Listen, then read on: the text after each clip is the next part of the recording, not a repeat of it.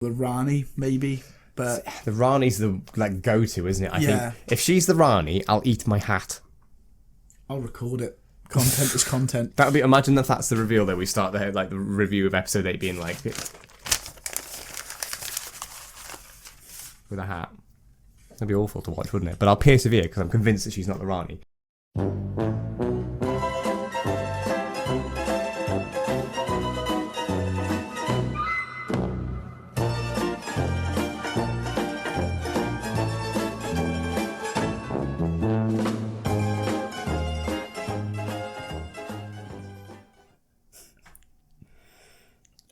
Okay.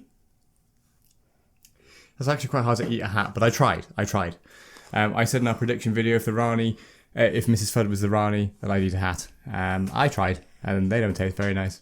So, never mind. Yeah, but at least you've done it. You're a man of your word. It's the closest thing you get into a sketch from us this year, because I have not had the time nor the energy to write one, because Doctor Who Series 2, well, towards the end has really drained me. But that's not to say it was all complete shit. That's quite positive, isn't it? Yeah, that's more positive than you usually are about it, to be fair. I'm actually impressed. There's positivity in there. We haven't got to the finale yet. No, we haven't. Well, no, that's going to be the test. Yeah, really, really strong start, I thought, to the series. Yeah. And you got past the well. Mm. And, okay, then you did get the Interstellar Song Contest after, but you had Lucky Day and the finale. Yes. If you're new to us or you haven't seen us before, we like to do a wrap-up video. And usually what we did last year was that we waited for a week after Empire of Death, then did a wrap-up, then took a few weeks off. This time, for the sake of our own sanity, we had to take a couple of weeks off after the reality war to come back and let the dust settle before we could even sit down and try and do this without it being a complete rant fest. And I'm still not entirely sure it won't be that. I'm going to try and be as calm as possible. But if anybody does have any tranquilizers, pass them to me. That's a joke, by the way. Yes, we don't want to start talking about that. Yes. But the way this works is that we'll run through the series episode by episode, not in a full in-depth sort of 20-minute reviews, just sort of talk 5-10 minutes on each episode, things that we didn't sort of pick up on or things that we didn't cover in our immediate reactions. You know, this is after a couple of watches now. And then we have our prediction showdown, where we made a prediction video way back in, was it March, April time? Whenever it was, just before the series started. And we're going to see who got the most things right. It's very simple. The way it works is if you get it right, it's a point. If you get it nearly right, it's half a point. And I think there was a bag of minstrels in it for the winner. Yes. So we'll see how that goes. And I actually don't know who won. So neither do I. The bag of minstrels aren't here yet. I wrote the predictions down, but I haven't actually sort of gone through them, if that makes sense. I wrote them down at the time, copy and pasted them, and I haven't actually looked at them because I didn't want to. And then we do a little ranking of each of the 8 episodes, worst to best, and then we go and lie down in a dark room. And cry. Yes. So then, shall we kick it off? Yes. Episode 1, The Robot Revolution. I don't think this is too bad. It's a better season opener than Space Babies. That is true. It's a much better one. This got me feeling, we're in for a good run this year. It set the tone quite well. Yeah, it really did. And it did delve into the darker tones a bit here and there, which Shooty's needed for his Doctor. And this is the first time we actually see a companion fighting back to the Doctor in this current run. Yeah. Which, again, needed. It was too chummy last year. There was never any conflict between them. Ruby was just so happy to go along with the ride. Oh, well, there's at least a little bit of... No, come on. Keep it down. Keep it down. Shh. But there's some pushback here. There's a sense of, I just want to go home. I don't give a shit. Yeah. Sorry for the edit already. It's all right. I'm not editing out swear words anymore. Okay, sound. Within reason. Like... No. Stop dropping C-bombs on me now or something. Yeah. I get what you mean. I think that there's an energy and a pace to this which is really nice. And I think one of the things that we really were critical of last year was the lack of pacing, where it was build up, set up, and then crazy 15, 20 minute rush to the conclusion. and this was a lot better. I thought that, and I think Belinda makes an immediate impression. I think Varada Sethu hits the ground running when it comes to Belinda. A character starts off really strong. I'm not talking about where it ends yet. Keep it down. But really makes an impression. She really comes to life on the screen. I really like the conflict, like you said, and the fight back between them a bit, and the whole design of the episode. I think the retro future sort of like 50s B-movie style that they give it really works, and a lot of great musical cues from Murray in this. Murray was cooking. He was cooking with gas. And speaking of design, I think the AI owl thing. That was class. That really looked cool. Yeah, really was really good. I really liked that. You can see where the budget went for sets though this year. Yeah, 100%. There's some really good set work this year. But I still roll my eyes at it's not AI, it's owl. Like that's like come on, really? Yeah. That's a little bit too far. It's a bit on the nose. It's a bit silly. But yeah, there's great conversation. I love the bit in the bunker where Belinda sort of like, you know, they're all blaming Belinda, and the doctor, you sort of used to the doctor stepping, going, "Hey, it's not my fault." She's like, "No, I can speak for myself." And they have that great conversation with how the doctor's an alien. And one bit I really liked was when they've got the X-ray blanket and they're talking about like the organ that we don't have as humans, but they do. And Belinda asks, "Well, is that better than humans?" And the doctor goes, "Hey, let's not go down that route, because then you start going down like eugenics and stuff, and you don't want to do that." And it's good because that was a criticism I saw of The Well later on, jumping ahead slightly a second, is that people are like, "Well, how come in the future they haven't cured deafness?" And I'm like, because you do know what that means, don't you? Like, think about what you've just said there, and you engage those brain cells and go, "Oh yeah, they wouldn't do, because that's eugenics." And Doctor Who's not for that, as most people and most normal things would be. Yeah, you can't just casually be creating a perfect gene pool. Yes, because a man tried to do that once, and look what happened there. Yeah. If you know what we're talking about, open a history book sometime. There's a few bits from the Doctor which I thought were a little bit out of character. I think when Alan's reduced to a puddle of cum. They literally say it. No, he is sperm and an egg. They don't literally say puddle of cum though, do they? He's a sperm and an egg, and he gets swallowed by Polish. He does. I know, I was there. That made me laugh. I'm all for the funny robots. I like Gadget. Yeah, I like Polish. Cool. There was this one bit I thought the Doctor laughing hysterically at the villain being killed and turned into a fetus, and then being hoovered up, and then him doing like, "Haha, yes, Queen," like high kicking and stuff. I'm like, not sure that's really. Yeah, I just killed a man. Killed a man. Woo! Yeah, it's like, it's impressive. That wasn't. I'm not sure if that was the chair or Tom's back. That was. Shut up. That was the chair. Yeah. And then they're leaving the planet, Belinda, Chandra, and him. They're sort of all just stood there, like, "Right, come on, let's go. Bored now." It's sort of like that impatience to get on with the next adventure, and the setup for going forward, which I don't really think paid off. But it's a cool little mystery, being like, "Oh, we can't get back to present day Earth." And it's like, when did you go like 2 days before? Yeah. But then at the same time, obviously, if you know that Earth is gone by that point, then obviously that you want to stop that. You can't just go, "Right, I'll drop you off yesterday," and then tomorrow you can just die. Yeah. Like, it makes sense. But yeah, overall, enjoyed it. Pretty solid start to the series. Like I said, much better opening than Space Babies, that's for damn sure. Then we have Lux. Yes, this was... Luxembourg. This was good fun. Yes. I enjoyed this. It was the next Pantheon member of gods. The god of light of Lux. Animated cartoon character doing the giggle. Yeah. That was fun. I really enjoyed that.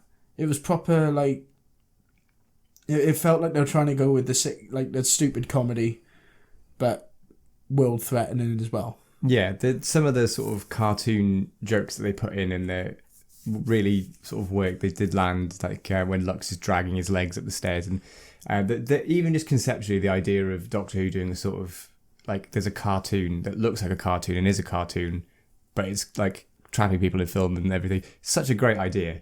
I'm sort of like, the giggle thing was nice, but at that point I'm really starting to get bored of the Pantheon by this point. I'm just like, I don't care anymore. They have been a bit underwhelming. The thing is, though, all of them, you know how it's going to get stopped. You're just going to give them Like, you're going to feed into what they are, the god. Like, the Toymaker was defeated by losing a game. Maestro was defeated in a music battle.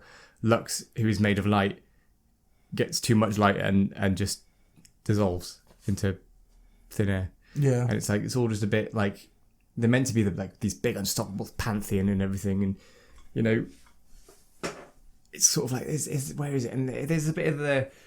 I mentioned this in our reaction, that the bits that I really did like with the sort of character stuff with the Doctor and Belinda, you know, that Belinda's sort of trying to get her head around the whole segregation thing, and it's done not in a over the top, like, beat you over the head with, like, isn't history awful, but also in a way that acknowledges that without being ignorant. Yeah. You know, and there's that wonderful bit where the Doctor says, like, oh, sometimes I've toppled worlds, sometimes I like to live in them and shine and let them sort themselves out and stuff. It's like, yeah, that's exactly what it needs. It's acknowledgement without being too over the top.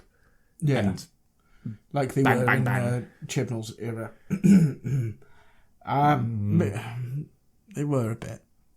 Yeah, with the wrong sort of messaging, though, wasn't it? Yeah. I mean, you know, we're in Rosa Parks time, and my black companion has just been slapped, and I'm just going to stand there at this and not actually do anything and not get involved and whatever. And oh, we're going to go to Amazon, and isn't Amazon wonderful? And the exploitation of workers is fine because it's how they exploit the system. Bollocks. But we're not talking about Chris Chibnall anymore.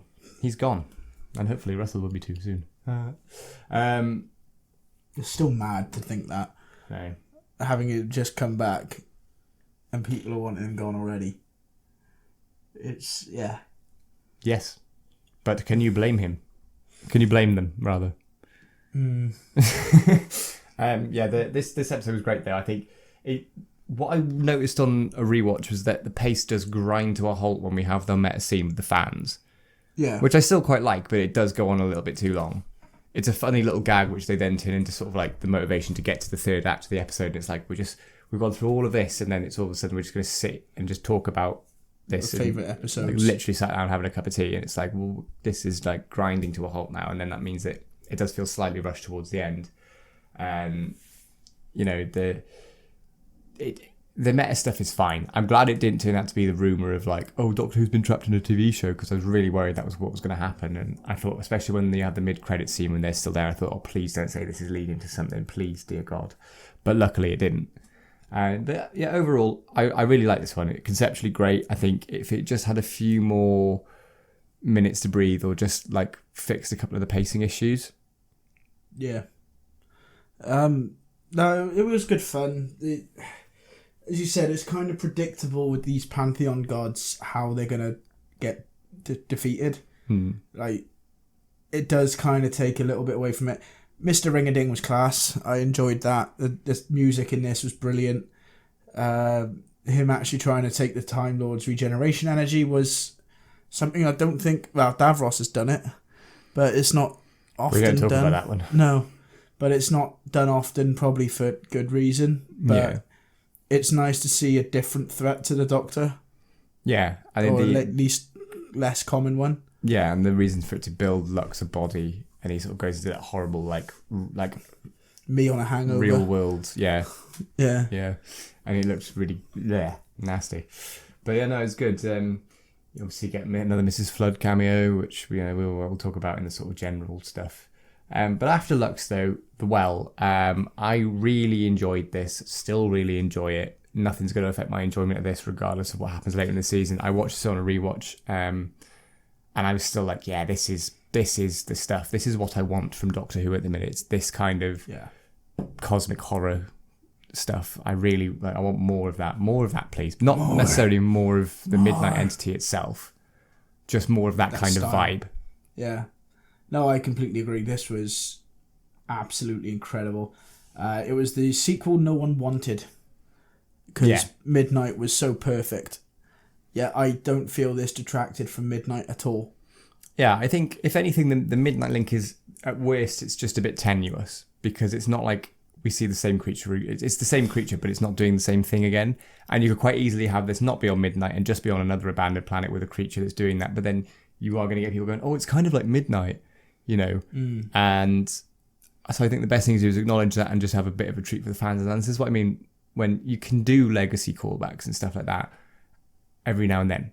Yeah. What you can't do is build your entire new era around it when this is supposed to be a jumping on point for brand new audiences on an international streamer.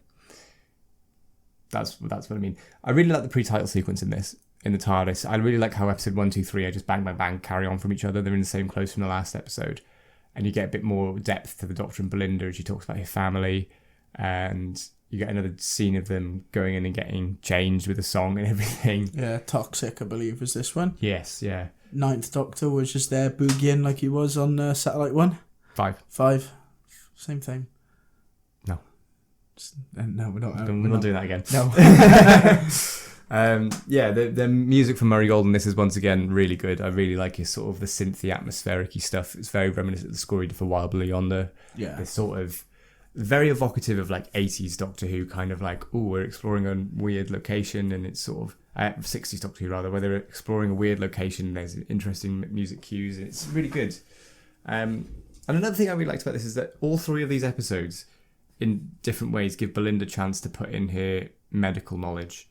You know, whether she's out of her depth or not, you know, she tries to help the Doctor when he burns his hand in Lux. She's helping the people in Robot Revolution. And then in this, she's communicating with Alice, and she says, oh, well, you're a sign language.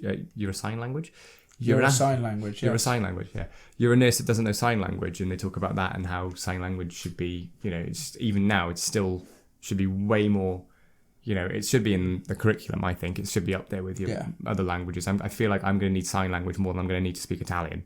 I will, because of my line of work, I'll go deaf soon. Genuinely, with my work, I'm not making a gag. I thought you were making a gag and I was about to tell him off. No, I genuinely, for my line of work, I work with power tools. They're very loud. I have ear defenders, but that's, well, my hearing's probably going to go.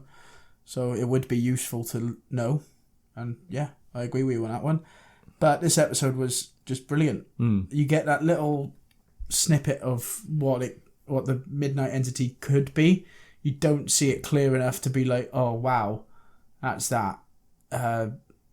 So it does it well. It gives you enough without revealing too much, because I feel if they reveal the actual monster, that really takes away from everything. Oh yeah, 100%. That would really like detrimentally affect this episode and Midnight as well in hindsight, because you like the part of why it's so tense and atmospheric and creepy is because you don't know what it is. You know, it's that sort of like what it's the like I've always said that the horror stuff that plays with your mind more than just making you go ugh, is far more effective. It's the stuff that stays in your head. Like I can watch a film and it can make me jump. And when the film's finished, I've forgotten that even happened. Yeah. But if there's something that sticks in your head and really gets inside there, that's what I find really unsettling, which is what I want. I want Doctor Who to be unsettling. I want these darker tones. I want this challenging stuff. Or that we need to stop playing down to an audience, because we need to realise now that the audience is mostly made up of Doctor Who fans. Yeah. And people who are watching it with Doctor Who fans. Yeah, and people who watched it from the revival in 2005. Yeah, no, but like it's the age range, is being targeted for younger people when that's not the demographic anymore. Yeah. Yes, it's nice to get them in and get them on board, but the people who you need to write for those who were there from the restart, really. Yeah. Go that sort of style without regurgitating the same stories.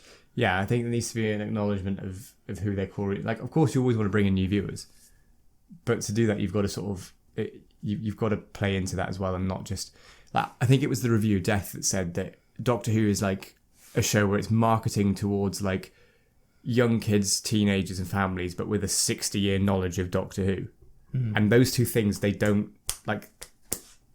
Leave the crazy lore stuff to Big Finish, because Big Finish is bought by the fans. Yeah. And they can do all the heavy lore stuff and they can go into crazy things like that. The TV stuff needs to be more accessible. And that's why I like The Well, because it was enough to go, hey, this is this planet's been seen before. So the fans go, oh my God. And other people go, oh, what's this? Yeah, encourages you to go back and look as this is a good episode for a new viewer, because you go back and rewatch Midnight. Yeah. With them. And then also watching The Well straight after Midnight, brilliant. Really, that's probably the only way it gets better. Did I say about my fan theory? Go on. That it's actually a trilogy. Oh no, we don't need it. But then we didn't need the sequel. No. I'm not saying it's. We've already had the third part. Hear me out. You got the Midnight Entity. right? On Midnight. It's invisible. It's trying to copy your voice and trying to get used to that. Episode 2, The Well. It's millions of years into the future. It's evolving. It's becoming more powerful, more dominant, more sure of itself, and it's started to get a bit of a shape, but we can't really know what it is. Episode 3, Wild Blue Yonder. Even further out, not necessarily as in like further out in space. By the time that thing could have got there, it could have been like thousands and thousands of years for it to evolve again, and now it's trying to perfect the form of shape. And what do the not things want? To copy shape.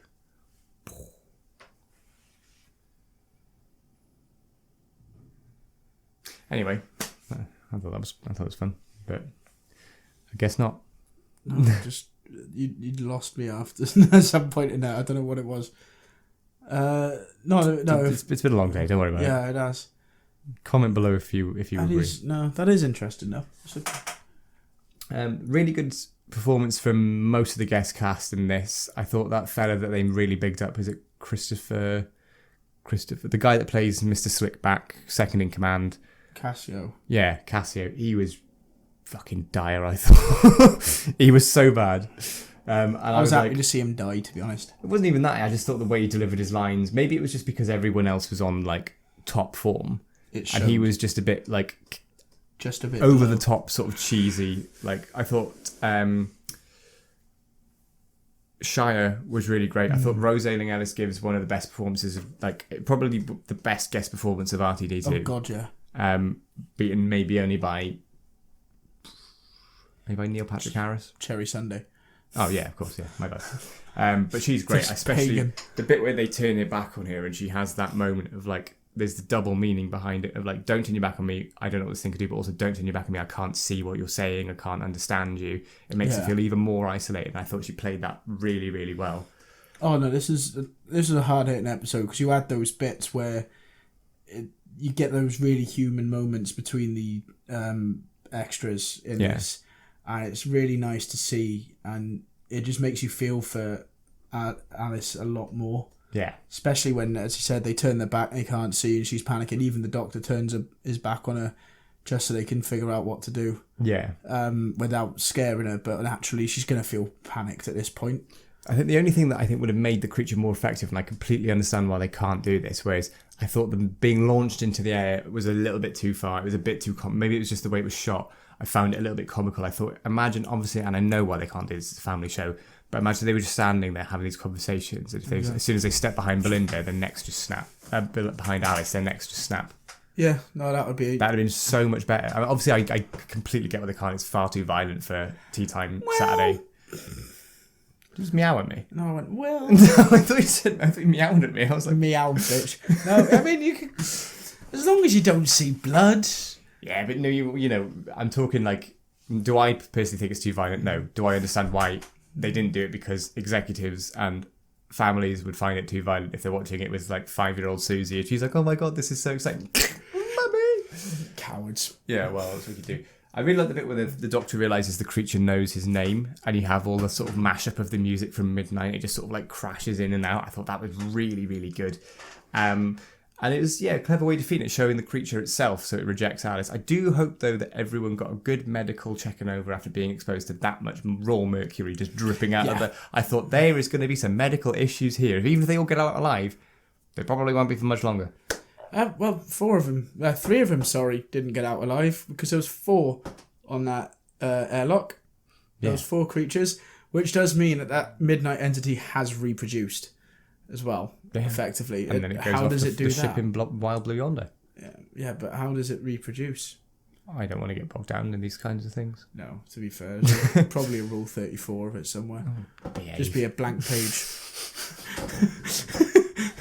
Anyway, moving on.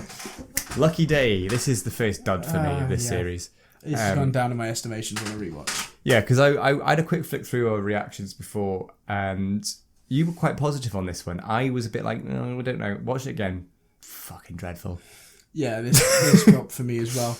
At the time, I was just surprised to see Kate acting the way she was in the end, in the last act of this episode. Yeah. So I was like, oh Christ, we're getting a dark side. We're getting some proper dark content. I'm happy for this. And then I've looked back and was thinking, that's not Kate. That's not the way she. Like, there's no need for this. I'm hoping they do it because it's going to carry on into like War Between the Land and the Sea or something, and it's going forward. Because otherwise, like you said, it will be really out of character. But if it's like to set up her sort of like a bit of a spiral into a bit more of a like no shit's given kind of boss, then yeah, that could be really interesting for a character. You know, especially when like the Doctor's not around. You know what the whole point of the War Between the Land and the Sea. It's like Russell said, it's how a unit cope when the Doctor's not around. If they've got to lean into that aspect of it, otherwise, yeah. This is going to feel dead boring. There's some great bits I liked about Lucky Day. I thought the scene in the cafe with her and Conrad, well, it's that sort of long shot and everything goes dark and the shriek is right behind him. That looked great. It was nice to see Millie and Shooty back together in a little flashback scene, just sort of remind us of, although the dynamic with Belle is way more interesting, those two are just fun to watch. Oh yeah, no, their chemistry is incredible. They are just like two besties just travelling through time and space. Yeah, and that's really funny. My argument is that was their issue. Yeah. And the Wicker Man joke from Cherry Sunday absolutely creased me, and it's still funny now on a rewatch. And it was nice to see Cherry Sunday. Yeah. As well. Like I need more of her on my screen. She's one of the best family characters in Doctor Who, I think. Yeah. But it was just the comic timing of her saying about like all people in the countryside are weird, and then Carlo has to go, yeah, she's been watching The Wicker Man again. It was really funny. Conrad has a big, very popular podcast, and it's doing that thing I hate with TV shows, where if anybody's doing a vlog or a podcast, it's filmed like it's a 90s camcorder with the corner screens and the battery logo. Like, he's got much better equipment than us, but we've somehow got a better look, and we don't look particularly high quality because, well, we're not. Subscribe, please. But it always says, and that's not a Doctor Who thing, that's not criticism of this episode, it's just a thing that bugs me. You see it in anything, whenever someone's turning on their phone to film stuff, there's always like the battery logo or like the corner bits, and it's like, they don't do that anymore. It's not the 90s. No. Yeah. Anyway. But, yeah. Did you, I can't remember if you guessed the twist with Ruby and Conrad, did you? I can't remember. I did, and it's because they're so bloody twee the whole time. It's almost too perfect, you know, and it's like... We're a team, just like you and the Doctor. But even before that, when they're just like walking, it's all just so like, oh, la-di-da, everything's so good. And it's like, well, obviously it's not, is it? It's but when people were like, oh my God, I didn't see that coming, I'm like, were you just not paying attention? Because it's there. Yeah. If you just engage more than 3 brain cells. And then when it came, it was brutal, to be honest, to watch. Yeah. The way he just completely degraded Ruby. Yeah. Publicly as well. And Jonah Howard-King's great in the role. Conrad is an arsehole. Yeah. But Jonah is really good in the role. One thing I did notice on a rewatch show is how terribly some of this is filmed. There's bits where like it's almost like in a vignette, and like there's like a sort of ring around Conrad and Ruby, and all the like the edges are all smoothed out, and I'm like, what is this? This looks like a Hallmark Christmas film or something. It's just terrible. Yeah, especially at the night scenes in the village. Like some of the night scenes weren't too bad. It was more the stuff in the daylight. The bit where the bit speaks about is when they arrive in that little village and they're sort of like hand in hand. He's like, "Oh, I'm your boyfriend." There's like a big, the sides of the frame have all been like smoothed over. It looks terrible. I don't know why that was done. That was cringe as hell as well. Yeah, it was weird, mate. The one thing I did like is the think tank callback. I don't think it's a deliberate callback to the specific think tank from Robot. I think it's a reference for the fans. But having the think tank be the name of the group, like from Robot, and even the music does a similar thing to the music from Robot, I thought was really cool. If Kate is the commander-in-chief of UNIT, why is she interviewing people? Surely she has got far bigger things. Like, you don't go to an organisation and the like smaller businesses, sure, but if you're something like UNIT, like a big government government organisation, you have people. The director general is not going to be interviewing you. No, that is delegated way down. There's a whole recruitment team. Like, it's just, it's bizarre. There's so many issues I've got with this that really don't... Like, we see Conrad as a kid, sure. But then all of a sudden he's like, oh, I want to find a doctor. And then UNIT rejects him, so he's like, well, I'm going to just call them liars. And even though he knows that they're not... And I don't really get what his motivation... We don't have that turning point for Conrad. It's just like... That's just him. And it's like, eh. There is that really good scene, though, with him and the doctor and the TARDIS towards the end. Yeah, no, that's good. This is obviously just after Kate's decided to set the shriek on him, and he's gone and lost his arm. Yes. Which again we didn't see, but I really wish we did. And I wish it wasn't just the arm that got taken off. I wish it was he just got murdered. Yeah, then we get Conrad in prison for everything he's done, and then the Doctor just appears and basically just tells him, "You're gonna die alone." Ha ha ha ha ha. In probably one of the best scenes Shooty's given us. Yeah, just such a shame this is another Dr. Light episode. Yeah. Yeah, it's where it was such a good scene. It's brilliant, really, really good. Yeah, I think it's not for me, this one. There's some great little snippets, but overall, I won't be going back to watch this in a hurry. No. Episode number 5. Pimp, for our Welsh viewers. Yes. Story in the Engine. Loved it. Really loved it. I completely get why it's not to everyone's taste. Absolutely fair enough. It's not for everyone if you're used to the snappier sort of location hopping like action pieces. Fine. If you want a character piece that sort of like goes a bit more into like what's the word, like the structure of stories and how, and like just into like the idea of stories as a source of different energies, this is your jam. I mean, I was really looking forward to this and it didn't disappoint. First watch I was a bit like, oh, okay. Second watch really like, yeah, this is good. This is great. The look and design of all of this is fantastic. Like the way that it's shot, the way those markets are just shot on the inside of a set rather than, and like, 'cause I watched it and I thought, oh, they've maybe not gone to Lagos itself, but they've clearly done this outside somewhere. And I was like, what, this is all a set? The only bit you actually see of Lagos is the drone shots. Yeah. It was mad. Because you can't tell. It does get a bit, when you get to almost barbershop, you can sort of go, okay, a bit, now we're inside, sure. Yeah, but I mean, you get that with most sets, really, you can tell. But no, I agree, this episode was phenomenal. Really good. Absolutely love this. It's just nice to see Doctor Who touching on folklore from different nationalities.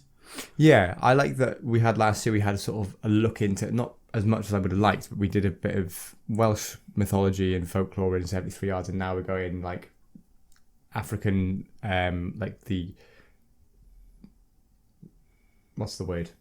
Like the importance of stories. And I really liked how this episode sort of shines a light on how important barbershops are to communities in Africa, especially towards men as well. It's a really nice way to sort of celebrate the idea of men talking to each other without being a big sort of like, men should all sit down and have Jaffa cakes and talk to each other and everything. It's just like, isn't this nice? Obviously, maybe not this specific one where your story is being ripped out of you to feed a giant mechanical spider that's also maybe or maybe not a god. Maybe avoid that specific one, but you know, in other barbershops, sure, have a conversation. You know, it's not often you get to say sentences like that. By the way, no. What I really liked about this as well is you can see how much fun Shooty's having with this script. You can see how like it's beaming out of him the enjoyment in this, and he always said he wanted to do a story in Africa, and they couldn't. I think it was Russell said in Doctor Who magazine they were trying to get like a sort of African pantheon thing going on, but they couldn't quite get it to work without it sort of being a bit of what's the word, like not very sensitive. Whereas this is like, it's not doing African gods as such. It's like there's bits of gods from everything, and it's like I'm the son of Anansi. I am Loki. I'm Loki. I'm this. I'm that. It's like really, really like that, and I think Shooty's really good in this. And it's nice to have an episode where it's like more focused on him, and it's almost companion-like in a way, because Belinda doesn't really. This is where I start to sort of like Belinda's character starts to go downhill because she doesn't really get much to do in this episode. But at the same time, the good thing about that is that we get loads of focus on Shooty, and he gets to have his episode. He gets to be happy, he gets to have a laugh, he gets to be really serious and really quite upset when he realised almost sort of trapped him, because he's like, well, you can save us, and like, you know, you don't have a home, we've all got places to be, but you don't, so it's fine. And the Doctor's like, well, bruh, like, how's that fair? Yeah, really liked that.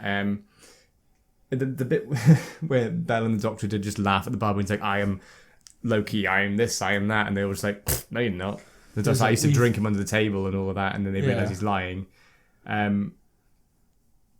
Yeah, Belle gets really underused though, and how the only thing I have with this that really sort of doesn't sit with me is how obvious the ending is. What? You've got a big mechanical spider god thing that's feeding off people's stories. Well, let's give him loads of stories because the Doctor has loads of stories. Like, I swear we've seen that 3 or 4 times before. Probably. It was Rings of Akaton, you see it there. Yeah. Take My Memories, and the sun is like, whoa, that's too much, I'm full. Yeah. And the same thing happens here. It's like... you do get that fun... Like, you get that bit as well where... I forget her name, the woman in there with him. Not Abby. Belinda. Abby, yeah. Where she starts braiding the Doctor's hair to give him the escape route to get to the core of the ship as well. And the story with that too. That was a lot of...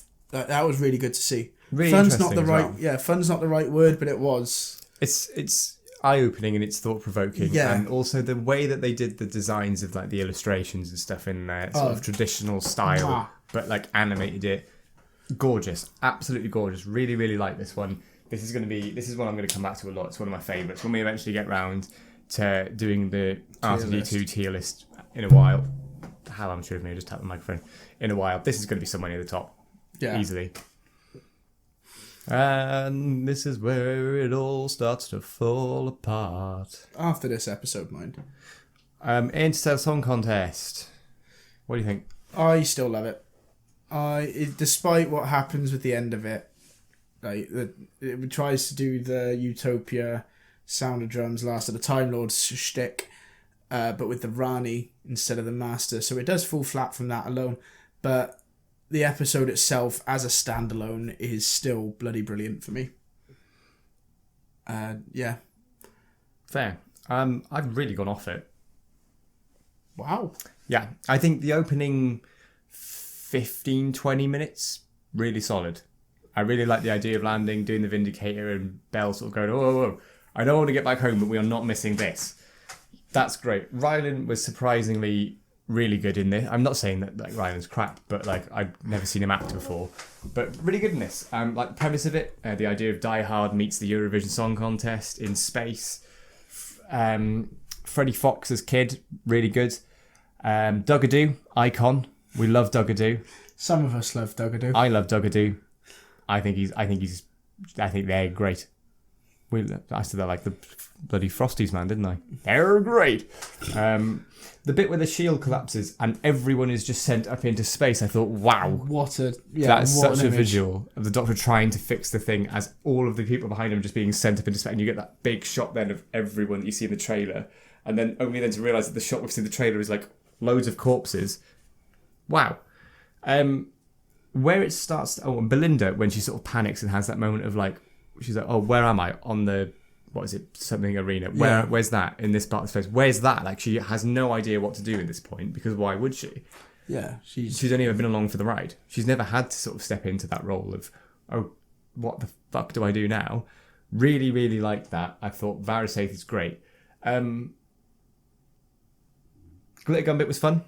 That was a good laugh. And then that is when it starts to fall down very quickly for me, because this is the most expensive Doctor Who episode ever, and we spend a good 40% of it in the same corridor and in the same broadcast room, and we get a Susan cameo which goes nowhere. It's nice to see Carol Ann Ford, but obviously, as we know, what happens and what may have been the alternative ending for this series is utterly pointless at this point, and just is now just more frustrating than anything to go, look guys, Susan, and do nothing with it. Fine. This is the biggest prick tease Russell's done with Susan. And you just know now, I think Carol Ann Ford and Ncuti Gatwa would have been a brilliant pairing to have on screen. Billy Piper and Carol Ann Ford, I'm not sure that's going to work if they go through with it. If it even comes back. Yeah. That's the thing. He's literally teed us up big time here. He's got us by the balls for a Susan return. And then he drops him. He's like, I've had my fun now. Yeah, but there you go, they're yours now. As Russell T Davies said, he just hopes that some of it will generate content.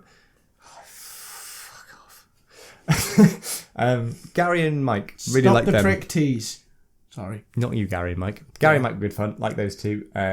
They were quite funny. And then once you finally get through the usual, running down corridors, unlocking things, and Dr. Sonic's the nasty Delta Wave, day is saved.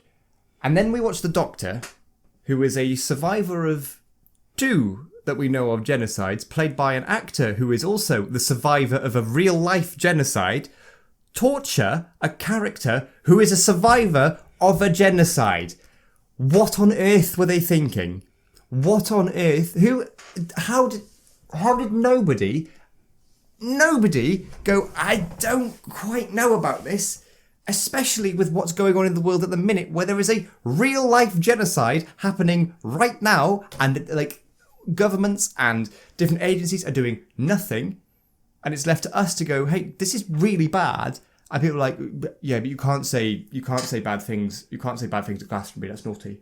Don't do that. We're going to carry on arming the people who are doing the genocide, but don't say nasty things about it. For goodness sake, have some respect. It's ridiculous. And then to do that in an episode of Doctor Who, where the Doctor is played by a fucking genocide survivor. What on earth? Like, how did that ever get okayed? I don't understand it. And it's not like it goes on. It's not like he does it once or he does it twice. He does it about a dozen times. Visions of Susan can't stop. It's only when Belle walks in where he goes, oh, what am I doing? And I get that you want to push a Doctor to a darker place. Fine. Absolutely. All for that. 100%. Shoot another cat. Just shoot another cat. That's all you need to do. They did it in episode 1. The Doctor didn't shoot the cat. No, but that's like the problem. No, but like, if they want a darker tone, find another cat. It's not even the darker tone. It's that if they want to push this idea, like Russell was like, oh yes, I really wanted to push Shooty's Doctor to a darker place. Great. All for that. The optics of this specific conversation were not the way to do it. You do not have that kind of messaging going out. Like, and everyone's like, oh, Doctor Who's so political. Doctor Who's so political. It's like, yeah, but sometimes politics are way, way, way off. And it's moments like this that make me just sit there and think, oh, how did this get past anyone? How did this get past a script editor? How did this even come out of Juno Dawson's brain? And go, yeah, this will be sound. And then it gets to Russell and he goes, yeah, it'll be sound. Script editor, yeah, it'll be sound. The actors doing the scene. I'd imagine mind-blowing. I'd imagine if they thought there was anything, if they personally felt anything was wrong with what they were doing, they should have stepped in. They might not have seen it right away. They had every chance to, but the amount of people working on that, someone would have seen it and someone should have raised it. I'm not buying that nobody saw it. It's only us as just a watcher of television to pick up on that, and nobody actually putting the time and effort. I can't take that. It's just. I don't want to get ranty. I already have, and I'm aware of that. And that's to say, like, I still really enjoy the first 15-20 minutes of this, and even the other bits. While, yeah, it's a bit disappointing to have the most expensive episode of Doctor Who ever take place mostly in a corridor, fine. And then you just get the Doctor Who's genocide survivor. They have a bit of a sparring match at the end. And then, next thing you know, they've got Bucks Fizz on, and everyone who has died earlier that raised the stakes of the episode is put, like, just through a little freezer and brought back to life, and all those things. And everyone's all happy and jolly, and everyone lives, and all of that. And we get bloody through the fucking song, and it's just like, right, I'm just at that point now, I'm just waiting because I'm still like, right, we've got to have some kind of lead to the finale now, and I'm bored of this. Yeah, but we then got Graham Norton. Yeah, that was fine. Yeah, I like that. We had Graham Norton pop up, give the history of Earth, and be like, yeah, the world ended on the 24th of May 2025. We survived. We can put all of this on for any kids we might have, and be like, yeah, we lived through that. Yeah, we survived exactly that. Just like we did with 2012. Yeah, and then the world explodes and everything, all that, blah, blah, blah. That's great little cliffhanger. I'm sat there going, what about Mrs. Flood? We get that mid-credit sequence and we get a bi-generation again. Yeah. Which is fun, but realistically was probably the worst thing they could have done for Mrs. Flood and Anita Dobson at that point. If they wanted to have Anita Dobson as a henchwoman of the Rani, just do that. Yeah, you don't need to split the two. She could have easily have come out of there and gone, I've got all my information now. I'm going back to the big boss, big boss. And then boom, boom, boom, teleports out of there, and there she is. Oh, there you are, Rani. Boom, reveal, done. It's that they bi-generate for two people that have no idea what that means. They have no context for this. It's there for the audience to go, the Rani, we were right. And it is a good scene. The bi-generation doesn't look anywhere near as good as it did in The Giggle. No. It's not. It just doesn't. And the Rani then, Mrs. Flood then becomes the Rani's henchwoman, and Anita Dobson then spends the rest of the series just playing second fiddle to Archie. And Archie Panjabi is great. And Anita Dobson is great. And 2 Rani should have been like, wow, what a threat. But instead it's just become, it just sort of, like, she just becomes, like, they're both the Rani. And they keep making a point of that. We're both the Rani. But Mrs. Flood does nothing apart from make Conrad a sandwich and then make the best joke of the series in the finale. Yeah, this is true. And it's just such a waste because she's been set up and built up to this like this from Christmas 2023. And this is what we've got. Just, never mind about her. There's the new villain. Yeah, you could have just had a standard regeneration here, which would have worked better. Or just have Mrs. Flood play the Rani. Yeah. Like, you don't need the bi-generation because it does make the whole Anita Dobson stuff feel a bit weak. Yeah. Especially, like, we've had 2 years of teasing now since Church on Ruby Road. We've had that little bit of teasing from, I've never seen a TARDIS before. Yeah. Just let that run and let Mrs. Flood be the Rani. And if you're going to bring in a new Rani, get rid of Mrs. Flood. You don't need her there in that sense. Because the Rani can always find some... Like, she got Conrad. That's a second fiddle. Yeah, it would be like, imagine in Utopia if the Master had bi-generated and Derek Jacobi spends the rest of the finale playing second fiddle to John Sim. You just go, what a waste of potential here. Like, bizarre. Brings us nicely onto Wishworld, though. Like I said, Archie Panjabi is genuinely really good. I don't think she gets the best dialogue in the world, but she does her best with what she's given. Production design of this as well is fantastic. I really like the sort of, like, lovely, like, isn't everything perfect when you sort of know deep down it's not, and the sort of, again, the retro vibe of everything really looks cool. I like the Bone Beast. Not really sure why they're there, but they're pretty cool. They're just there to check for doubt. Yeah, something like to do with that, isn't it? Like they feast on something that they can, I don't know, can't really remember, don't care. Yeah. Millie Gibson's back again. I still think she's so underrated as an actor. I think the way she can sell a scene without barely saying a word is phenomenal, and not many people can do that, especially at such a relatively young age. I think she's really, really good. There's a few holes in this, as in, like, there's all this stuff to do with doubting. Belinda runs from the middle of London into a wilderness somewhere, so she's got some endurance on her, fair play, and just screams into the void, but that's not doubting? Yeah. The slip bin for things that just slip through the table, and you get Rogue going, tables don't do that. And it's like, come on. So he's transmitting into this wish world from his hell dimension. Number one, how does he know what's going on? 2, how is he doing it? And 3, why? Yeah, we don't get any answers to that. It's another way of going, no! Yeah. I think you even get the flashes of Susan from last week as well. I wasn't fussed on this first time round, and you could see that from our reaction. We were both a bit like, a bit deflated. It's a lot of setup, and it was very much riding on how well next week did, which we'll get to in a minute. But I actually quite liked this one now up until the moment this episode loses me. I can pinpoint it on it. Like, I could pick out the exact moment. It's the moment the Rani sonics the ceiling and that bloody glitter ball descends. I thought, oh God, not again, please. I was thinking, Rasputin, round 2, let's go. I thought we're going to have another bloody musical number now, because all villains need to have a musical, because apparently that's how we do things now. And they have that waltz around and everything, and it's like, we're going to give you all this exposition, and it's like, it's not just exposition, Doctor, and it's like, yeah, no, it is. It is, though, isn't it? It is just exposition, because you're gonna do nothing. You'll do fucking nothing.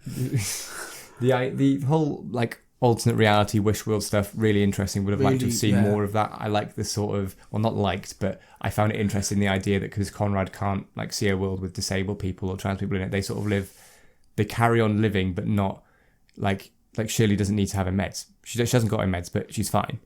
And it's that sort of thing, is that they're there, but they don't matter. And I thought that's such a really interesting character beat to dip into. I really hope we get to see more of that. We fucking don't, but it would have been nice.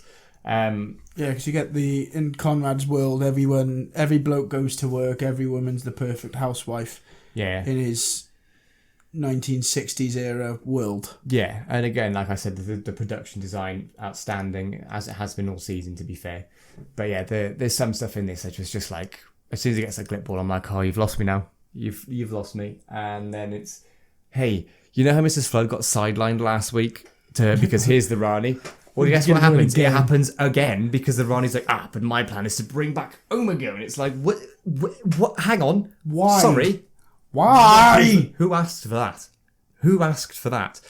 For a start, nobody watching is going to know, unless you're a hardcore fan, who Omega is.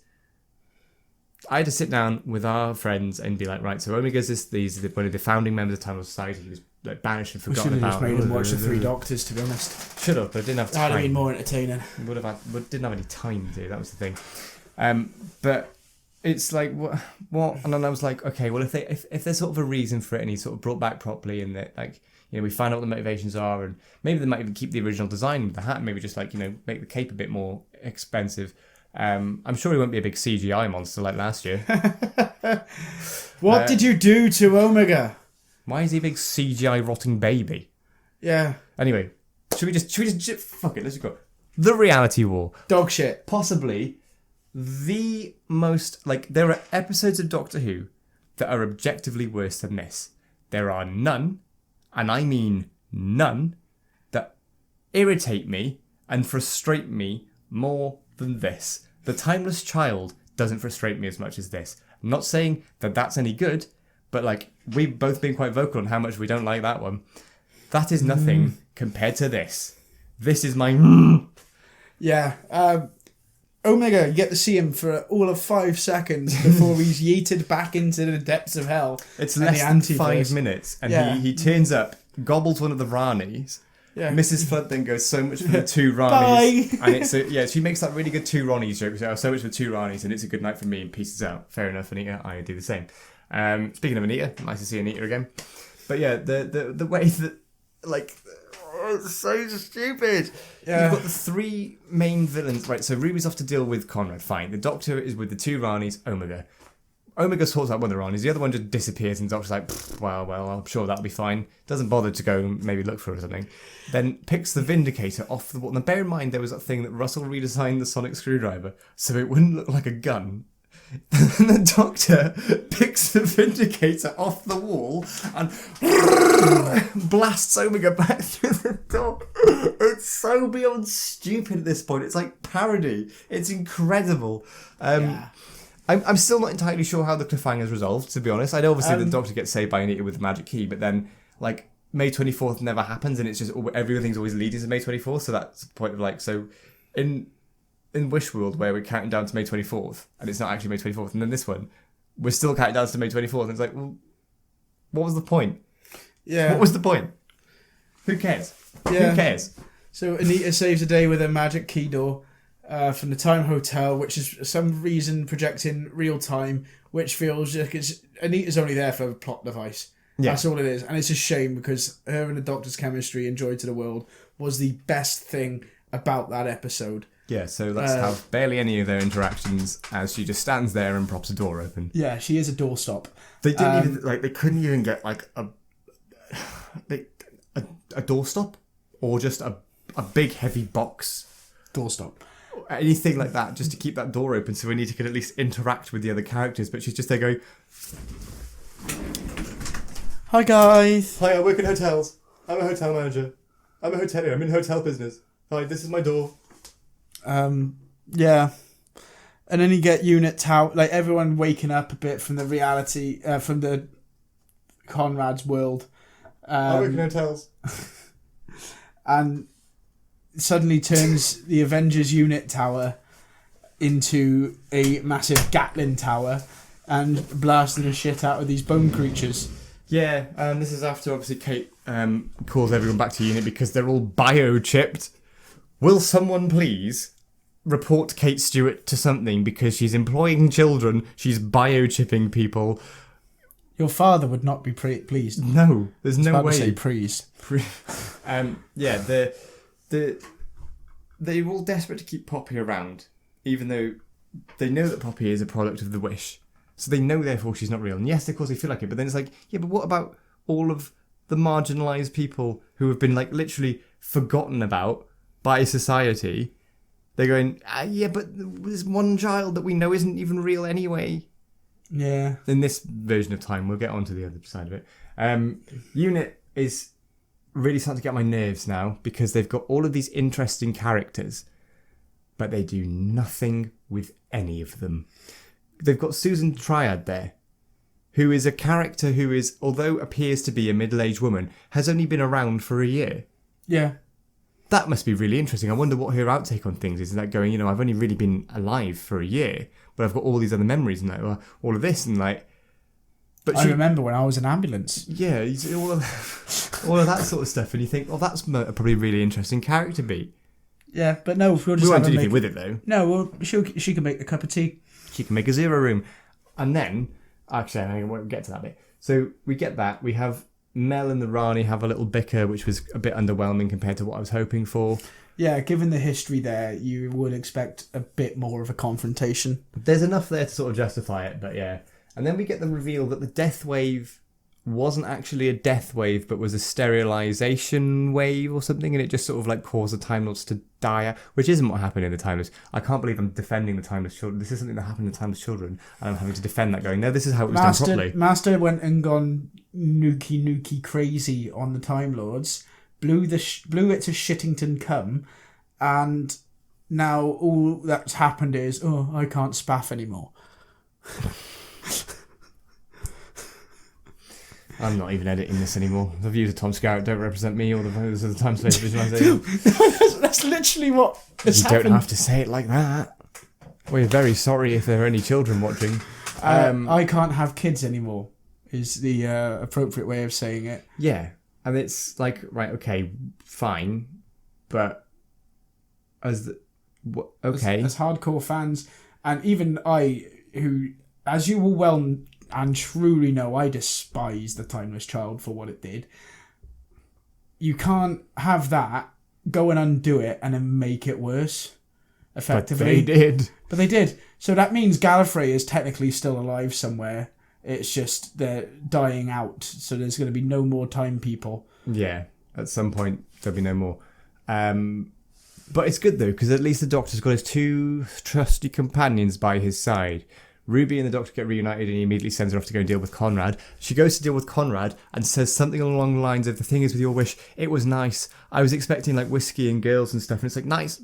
No, Ruby, in who her first episode, she has a trans best mate and talks about how she wrote a song for her. She's made friends with Rose. She's got, she's got friends with Shirley, who's disabled. And she goes, yeah, it's nice. I mean, I know like half these people that I know and love are like not relevant to society anymore, but at least you weren't like drinking and having girls round. You good, but what are you talking about? Yeah. And then, but it's all right though, because Belinda's there. Belinda's been such a strong character, and I'm glad that they haven't put her in they put her in a literal. They put her into a literal box. With baby Poppy. It's so stupid. Don't forget Captain Poppy's in there with her because I'm coming to that. They're trying to save Captain Poppy. She's not Captain Poppy, she's just Poppy. It's Captain Poppy because she was there in Space Babies. It's Captain Poppy. Yeah, it's not the same. It's not the same one from there. It's just Poppy, you know. Yeah, but still, it's the idea that Belinda in her big finale episode spends a good portion of the action in a box, and it's like, wow, what a weird thing to do to this really like strong spirited character, who doesn't want to be defined by things, doesn't want to be defined by being Miss Belinda Chandler or this or that. She just wants to get on with her career and live her life. And never mind, she's a mum. She's been a mum this whole time. Yeah, that's why she wanted to get back on May 24th. She was about to pop. Where was the pregnancy? Where was the TARDIS thing doing like it did for Amy? No, she's already popped. She's already had the baby. That's why she wants to get back. She wants to get back for Poppy. Oh, yeah. She's not pregnant. Sorry. It's more just like the whole point of like the whole thing is why I thought Belinda worked is because she's so like, no, I'm not being defined by this. I'm not being defined by that. Then all of a sudden in the idea in itself of like the entire series not actually being in the correct timeline is a really cool twist. But to do it in a way that like literally just character assassinates Belinda, it's bizarre. But that's the worst thing of R2-D2 for me is the like absolute character nuking of Belinda. It's bonkers. It's absolutely bonkers. There is one scene which I genuinely thought was outstanding, and I mean that. I'm not doing that to try and be a contrarian or try and like. Can I guess? Yeah. Is it the scene with Shooty and Jodie? That was good. But that wasn't the one I'm thinking of. I'm thinking of the scene where after we're like half an hour into this point and everyone's been defeated and they're saved and we've got Poppy there and they're like, oh, I wish we could go Poppy. And because of Ruby's perception thingy, because she was outcast. Is able to remember Poppy. As the Doctor and Belinda talk about it, they pass back her coat, fold it up until the Doctor does that and it's gone. And at that point, you know that Poppy's gone.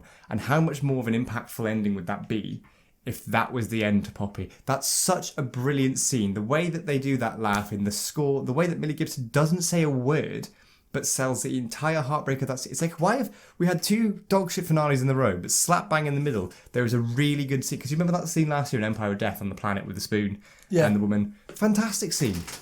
It doesn't make the episode any less shite, but that tiny little bit is phenomenal. And I'm like, a little slither of hope. I was sat there and I was like, this is brilliant. I felt myself getting emotional watching it.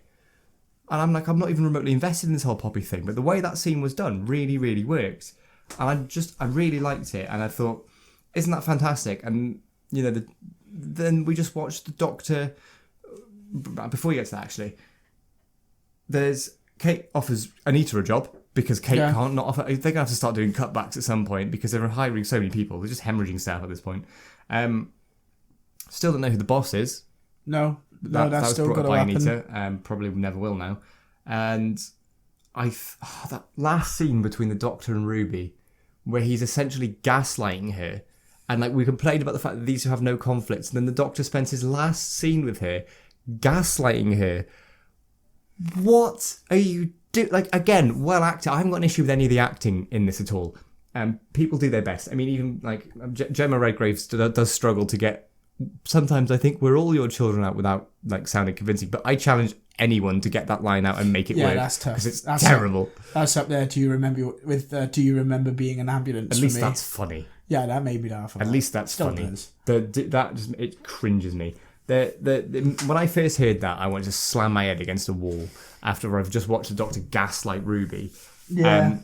And although we can't help it to an extent because they don't remember Poppy there, whereas Ruby does. She's like, no, definitely here, here. But he would know that Ruby has got some way of remembering things that the others don't because of what happens in the finale last year, where she can remember Roger Aquilliam and stuff. So he would think, you have got a bit of a thing with alternate perceptions there because something that I don't really know about, I'm not too sure why. Obviously, we know it's stuff for 73 yards, has affected her like reality perception somehow. But it says the whole time, no, there's no one called Poppy here, there's no one called Poppy here, and everyone else just turns on her, and like Millie's fantastic in it, as always. But it's just so horrible to watch, and then you just get the last 20 minutes of that episode then, which is just stinks of reshoots.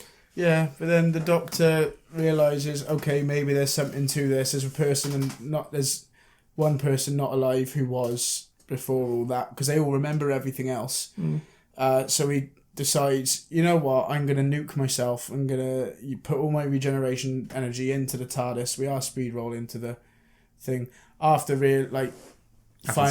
seeing Jodie as well, which was a really, really good scene. Yeah, those two got some chemistry together, and Jodie really looked at home in that TARDIS, mostly because she wasn't in that salt lamp abomination that they gave her. In all fairness, it was probably her best appearance as the Doctor. She's exactly the same as she is in every other episode. I don't get when people are saying that. It's always like, oh, fuck you, Chibnall. Jodie was in a different episode, and that's where she was the best. Like she performs it exactly the same. There is no difference between hearing that and hearing the vast majority of his stuff. Like I thought, okay, good riddance. I'm not going to watch any Jodie era stuff again. I'm still not, but I was happy to see Jodie. So we get that really nice scene between the two of them.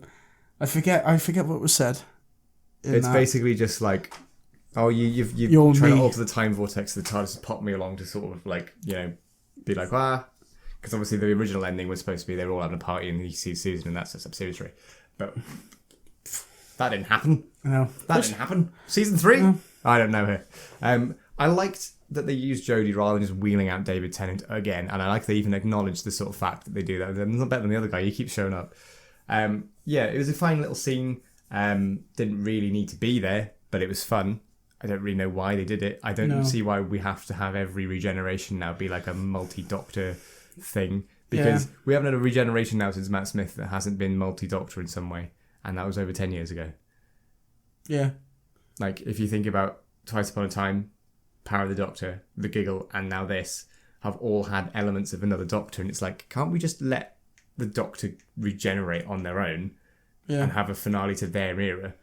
I mean, poor you, Shooty, because this is what you got stuck with, you poor bugger. And then we get the scene with Belinda and Poppy, and I mean, I was sat there going, narratively, it's a cool twist that this has been the real version of reality that we're now in, and that's what was supposed to happen the whole time, and we've been out of sync ever since the Schwupp. Schwupp. I like that. That was cool. The only issue is that just the character assassination of Belinda stinks of piss. Yeah. It's the biggest thing I've ever... I hate it. And also the Earth getting destroyed and never have existed never really gets explained away. No, that's massively glazed over. Rogue doesn't get mentioned again. Susan doesn't. I just think that with Belinda as well, like the idea of having a companion that is trying to learn to trust the Doctor, and just as she sort of gets used to it at the start of the Interstellar Song Contest, sees him torturing a genocide survivor and goes, absolutely not, no way. And then that sort of like causes the friction between them. They've got to work together, but she knows that she can't trust him. How much more interesting that would have been than her standing in a fucking box? Yeah. Oh. She should have done something. Ruby got a fair bit to do in her finale. How did they survive the TARDIS exploding at the end of Interstellar Song Contest? Yeah. That never gets explained. No, that don't get explained at all. It just happens. Yeah. Kaboom boom. There's I think there could have been 3 different finales you could have done here, right? And this is my little pitch for what you could have done for any of these, right? So, first, Mrs. Flood is the god of wishes, and she uses Conrad to sort of subjugate the Earth under his wish and use him as a scapegoat while she's feeding off the sort of whatever that would make, I don't know. 2, the Rani's back, and she wants to open the Underverse and conduct experiments on them to create an ultimate species of new Time Lords and whatever. Very in keeping with the character. Yes, very in keeping with the character. Cuts out all the Omega stuff. And just, that's a really cool way to crack the universe open like an egg and go, I'm going to get these Underverse creatures and they're going to become my new Time Lord race. Blah, blah, blah. Yeah, cool. Genetic experiments, all on board.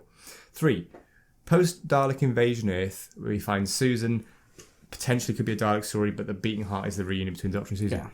Any of those 3 solid would have been much better than this. Especially the Susan one with what was teased. Yeah. You could have had the Rani show up, I guess, a little bit, but there's no point. I just think there's nothing wrong with just doing a stripped back finale, but providing that it's engaging. Not everything has to be end of the universe kind of stakes. You could just do a base under siege that's got good character stuff and all of that, and that's all you have to do. But instead we just get this pile of manure, and then just to top it off at the end, Shooty Gatwa regenerates into the face of Billie Piper.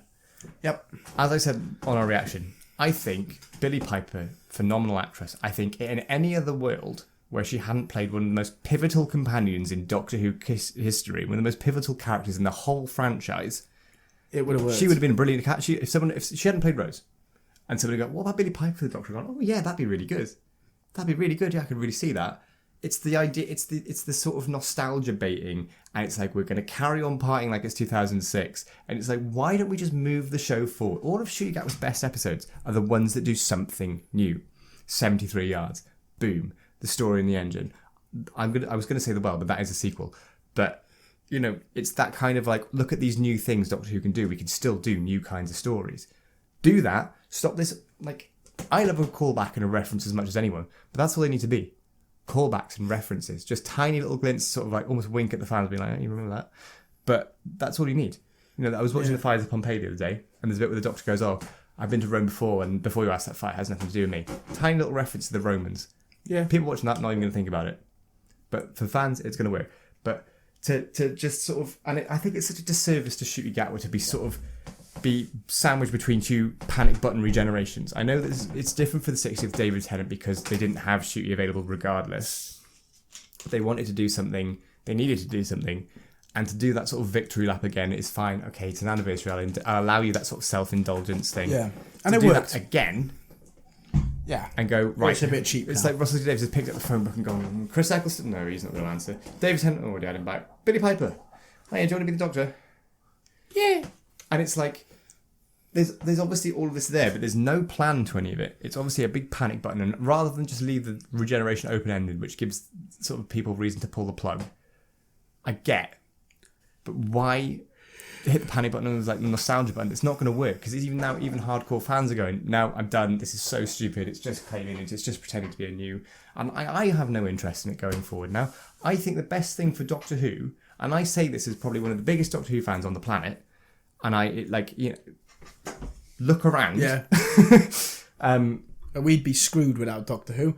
Yeah, but sometimes and I always thought I always want new Doctor Who on the horizon. This is the first time really where we just don't have any. With like even between gaps of like gap years and stuff, we always knew when roughly the next series was happening or the next special or whatever. Even after Power of the Doctor, we knew that it was coming back for the 60th. We have no idea, and I think the best thing this show needs right now is a complete fresh start. Yeah. Draw a line. Fresh writing crew in there. Russell, stop writing with your ego, and let people who can write solid episodes write them. The thing is, Russell can write solid episodes, and he's even done so in this era. No, he has. Do you know what I mean? It's not like, but he's letting the ego get there. Yeah, it's action figure adventures. It's like, well, what if we have two Ronnies and then they meet Omega and then they do this and then they do that and then everybody's shooting at the big bone beasts and all of that? It's like, fucking, what is the fucking point? And I think when I'm saying fresh start, I mean draw a line under the last 62 years, give it 5-10 years, and come back and go, this is Tom Skerritt as the first Doctor. This is a brand new, completely fresh start. And just like, okay, yeah, sure, have a few callbacks here and there. Bring monsters back, but in a new way. So you have the first meeting of the Doctor and Daleks. You have the first meeting of the Doctor and the Cybermen. Have the iconography there, but you've got to just go completely from scratch now, as if no one's ever seen Doctor Who before. That is the best way to do it, because it cannot carry on like this. It is reeking of desperation and creative bankruptcy. I am sick and tired of everything being like leaked and like spoiled and everyone just tearing each other to pieces on the internet because not everybody thinks the same thing all the time. Let it die. And I can't believe I'm saying that. Let it. I mean, if they said tomorrow, Doctor Who's coming back Series 3, 2027, cool. I'm still going to watch it. Of course I am. But I would rather be watching something new. Please, let's just do something new. That's all we need. I was the same as you. They haven't had the Daleks or the Cybermen for 2 series now, which has actually been refreshing. Because they're your normal big bad sort of episode. It's nice to not have that, but I kind of feel the series would have benefited with it, and it's bad that I'm expecting that to make a series good. Ncuti Gatwa is now the first Doctor to not meet any of the big 3 on telly, or at all. Yeah, so far, because you probably have Big Finish as well. Yeah, I mean, I don't think Gatwa's going to be a Big Finish at any time soon. No, not yet, no. Yeah, I mean, that's season 2. Yeah, well, moving on, we can find out what we predicted. Yeah. See who wins the Minstrels. We have our rankings of the episodes. So, predictions. We're going to go through episode by episode. In case you didn't see the episode, we both picked one per episode, and then we both picked 2 sort of general series predictions. So for episode 1, Tom predicted that it'll be about a robot uprising against their overlords. I was half right. There was an uprising against their overlords. It's just robot overlords. It was the wrong way round. Yes. So I don't know if I can give you that. No, that's fair. I predicted it's not a Dalek return. Yeah, that's a cop out. It wasn't a Dalek return.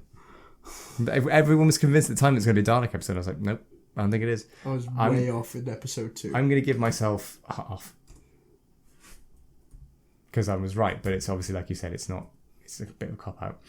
Tom, you suggested for Lux that it's something to do with Charlotte Abigail Lux. Cal from Silence in the Library and Forest of the Dead.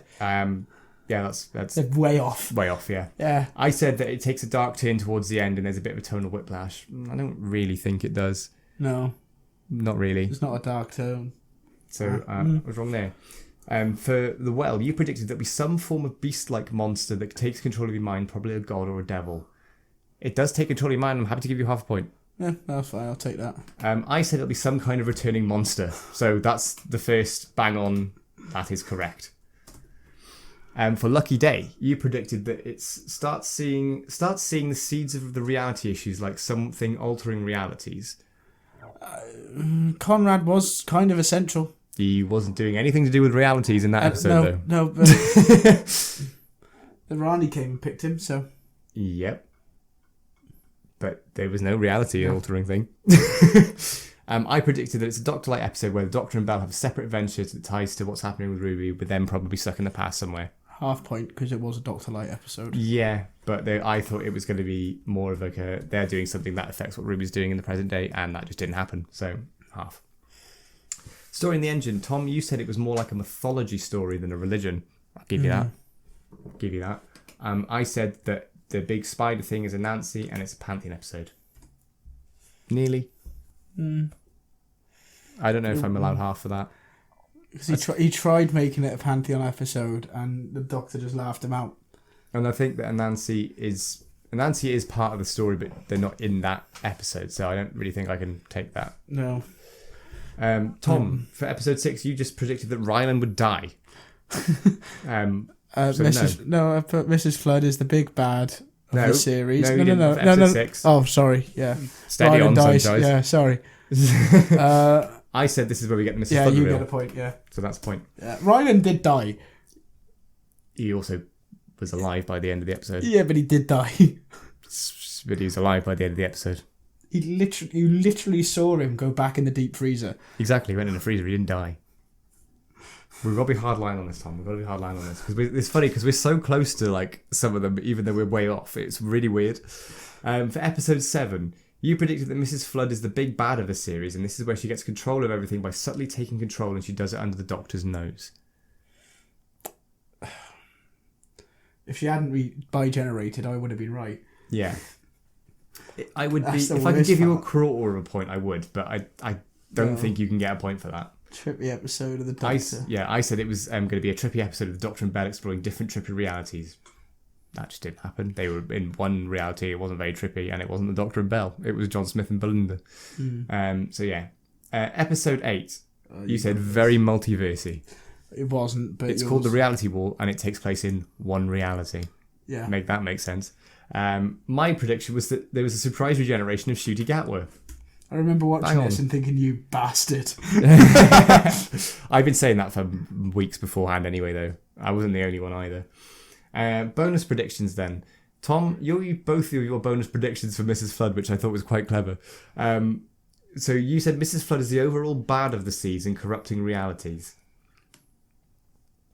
She's the overall bad of the season, I suppose. I'll give you half a point. For that.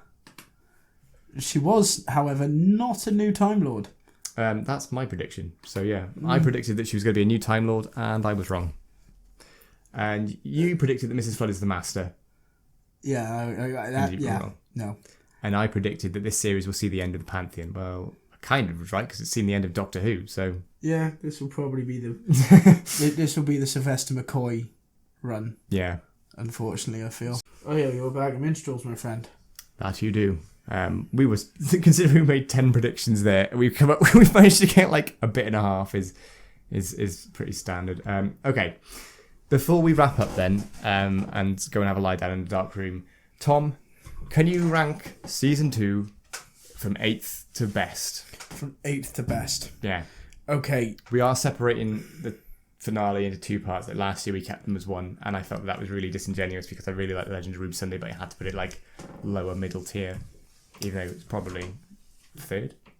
So, as a indication of how much this episode fell short for me on a rewatch, number 8 is Lucky Day for me. Okay. Did not enjoy that at all in the rewatch. Reality War in a 7. Wish World in at 6 because it didn't really do much for me. I still felt quite deflated on the rewatch. I was just like, it's had so much potential and you butchered it. Number 5 was Robot Revolution, and these next 4 were the reasons why that wasn't higher. Lux in 4th, right. Story in the Engine in 3rd, The Well in 2nd, and Interstellar Song Contest 1st. Wow, I was not expecting that. Fair play. You have surprised me, sir. Fair enough. This is why we didn't talk about our rankings before because I didn't want us to influence the other one, because you get, like last year we were pretty similar. Yeah. I think it was only our top two that we had the different way round. Yeah. Like I put 73 yards at the top, boom second, you did it the other way around. Whereas this is going to be completely different. So number 8, surprising absolutely no one, is The Reality War. If I could put this at number 108, I could. I would. But I can't, so I shan't. Fucking dreadful. I never want to sit through it again. I'd rather slam my head into a car door than watch this again. I got a car. Have you got a door? Well. 7th, Lucky Day. Just a big, boring waste of my time. Number 6, Interstellar Song Contest. I would have put this at 7 if it weren't for the fact that I do genuinely enjoy the first 15-20 minutes and Duggadoo. Otherwise, yeah, the rest of it, shockingly bad. This could be our new A Town Called Mercy. You know, we've been saying for ages we need to find another episode where we're both at polar opposite ends of the spectrum. Yeah, I think we might have done it. Yeah. Because I think this is borderline unwatchable for a lot of it. It's boring at some parts, and it's got teasers that go absolutely nowhere and a rubbish villain reveal in the middle of the credits that is just a bit of a damp squib. 5, Wishworld. This is where I get to the episodes that don't really bother me. It's sort of like ranking them from fine to great. That we've got past the crap ones now, which you'll all be glad to hear. 4, Robot Revolution. It's fine. It's great. It's good fun. It's a lot to like. Belinda makes a really strong impression. Love the design of it. Quality. 3rd is Lux. Conceptually, the most exciting thing Doctor Who's done in a while, and it just needed a little bit of polishing in different parts and just a little bit speeded up in places and not to sit too long. And yeah, it would have been great. And now we get on to my 2 favourites. There is a huge jump now between my top 2. Number 2, Story in the Engine. I really, really like this. I think it's brilliant. I completely get why people don't. Fair enough. I love it to bits. I think it's fantastic. And then number 1 is The Well. Exactly what I've been wanting from Doctor Who this whole time. And I would love to have more stories on this vibe. I feel Big Finish could do a story on this to an extent. I think, because you don't see the monster. It would be an easy one for them to adopt. There is a very similar kind of threat in a Torchwood audio called We Always Get Out Alive, and it's this thing that Reese and Gwen can't see in the back of their car, and it's playing with their heads. It's not the same creature, obviously, but it's got that same thing. If you don't know what it is, you don't hear it, you hear it do stuff, and it's all you hear is like as if you're in the car with it while Reese and Gwen get out of the car. It's fantastic, really, really good. So if you want something along that lines in an audio drama, pick that out. It's brilliant. But yeah, that's it for Doctor Who Series 2. That's it for the 15th Doctor. That's it for probably Doctor Who for a while. Hopefully it doesn't. But if it does come back, there needs to be some serious changes. Yeah. And I think maybe once the dust has settled even further and we've done our RTD2 tier list, we might just have to sit down and do a talk about what we would change about Doctor Who and what we would do and what we would keep the same. Yeah, that'd be fun, to be honest. But that's the end of this video. It's been a very long one. I really need a glass of water and a lie down. Yeah, please let us know what your thoughts on the series as a whole are. Let us know your rankings in the comment section below. Don't forget to like, share and subscribe to the channel. We really appreciate it. Check out our memberships as well. A few of you have stopped, so boo. But you get some good stuff in there too. But that's it from us. Have a lovely rest of your day or evening, wherever you are. Thank you very much. We'll catch you next time. We'll be back now to fortnightly schedule, hopefully, providing things don't. We might things might get away. But next week we're coming back with some proper Doctor Who, and by that I mean Big Finish. Yes. So we're going to cap off this current era of the 8th Doctor and talk about it, obviously. Yes. But Until then, see you soon. Sorry I was ranty. Please come back. Please come back.